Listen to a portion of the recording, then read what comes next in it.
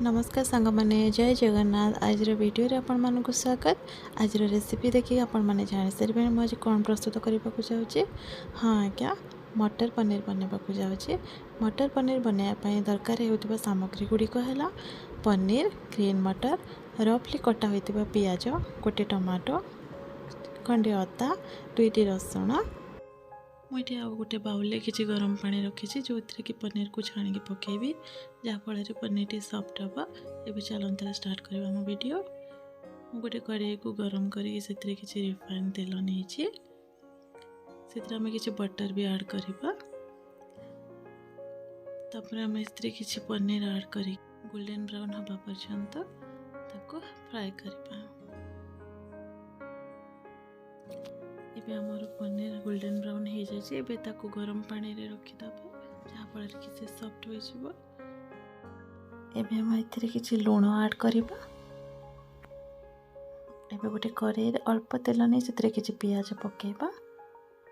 पियाज को हल्का फ्राए कर से रसुण ऐड करबा, अदा को भी ऐड करबा। एबे ताको टिके हल्का फ्राए करबा। एबे से टमाटो ऐड करबा। भी हल्का फ्राए होगापाई कड़ाई लिड को बंद कर किसी समय छाड़ीदबा।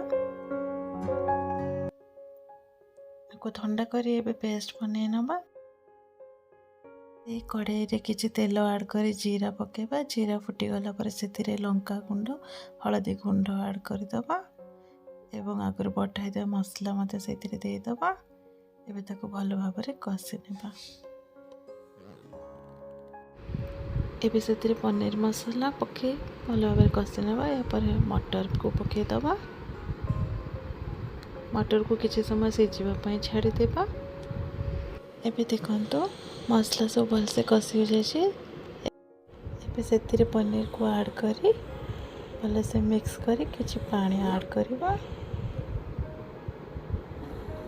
एवं ताको फुटिबा पई छाड़ीदेबा। एबे से किछि गरम मसला दे किछि समय छाड़ी ताको गोटे बाउल को बाहर कर नबा एवं गरम गरम सर्व करबा।